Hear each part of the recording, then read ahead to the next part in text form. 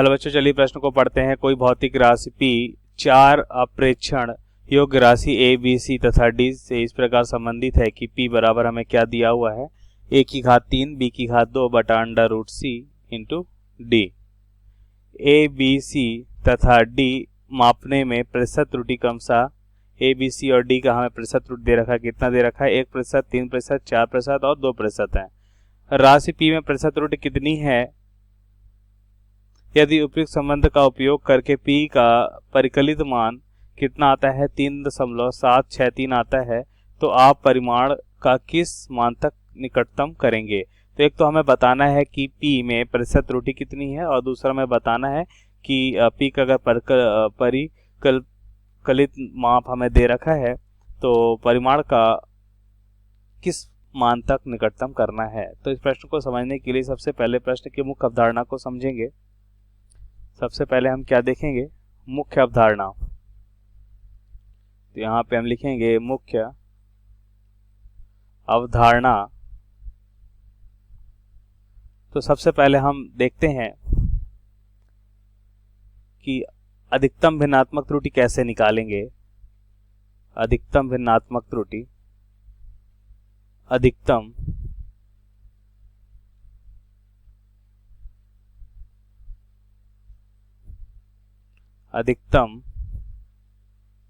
भिन्नात्मक त्रुटि, अधिकतम भिन्नात्मक त्रुटि।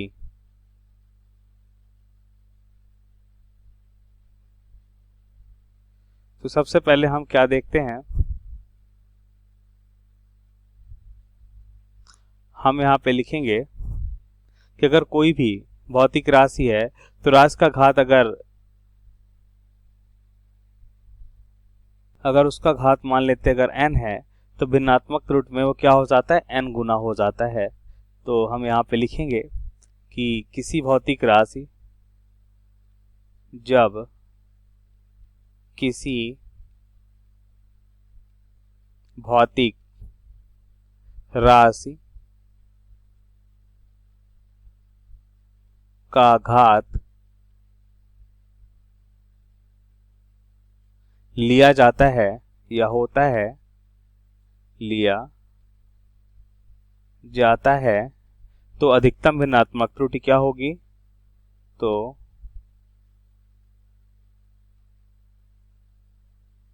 अधिकतम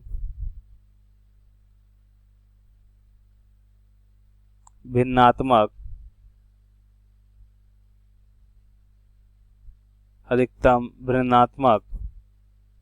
त्रुटि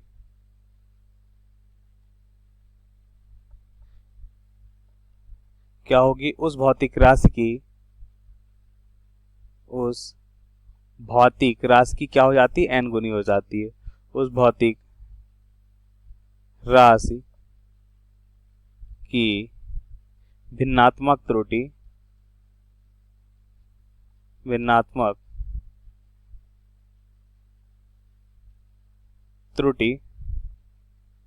की n गुनी होती है, जहां n क्या है? घातांक है। जहां n क्या होगा? घातांक हमने माना है,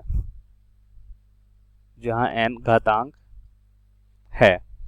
तो यहाँ पे हम त्रुटि लिख सकते हैं। एक उदाहरण से इसे समझें तो हम मान लेते हैं कि अगर z यहाँ पे यह राशि है और यहाँ पे हम लिख सकते हैं कि यह बराबर है a की घात p, b के घात q और c के घात r के।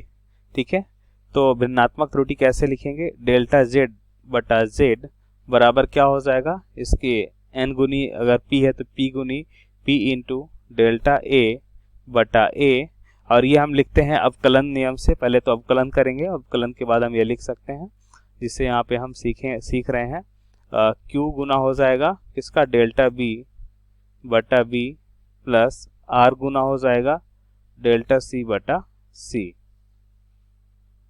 तो यहाँ पे हमने देखा भिन्नात्मक त्रुटि कैसे निकालते हैं। अब प्रश्नानुसार उत्तर को समझते हैं। तो यहाँ पे प्रश्नानुसार उत्तर को समझें तो हम यहाँ पे देखेंगे हमें क्या दे रखा है।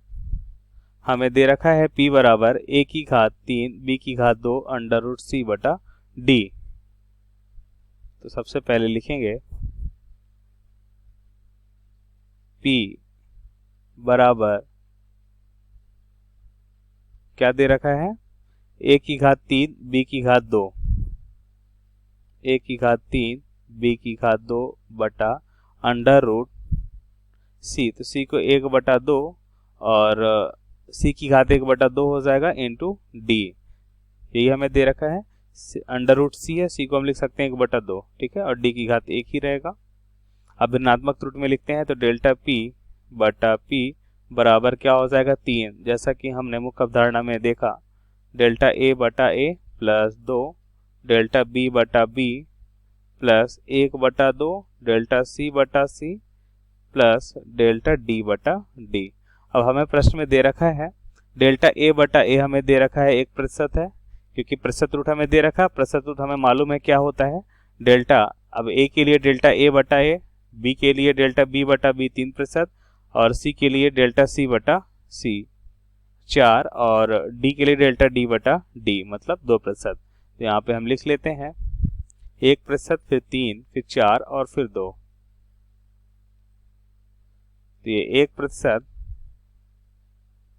फिर क्या दे रखा है हमें 3%, यहाँ पे देख लीजिए 3 फिर 4, तो यहाँ पे 3%, फिर हमें यहाँ पे दे रखा है 4% और फिर क्या दे रखा है हमें 2% दे रखा है। इससे अगर सॉल्व करते हैं तो 3 इंटू 1 3% प्लस 3 दूना 6% प्लस क्या हो जाएगा 2% प्लस 2%। अगर इसे हम जोड़ते हैं तो क्या मिल जाएगा 6 4 10 3 13%।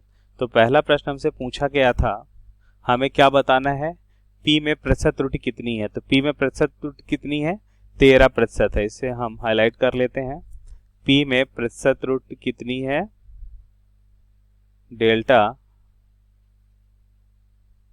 p बटा p, ये हमारा उत्तर होगा पहले भाग का।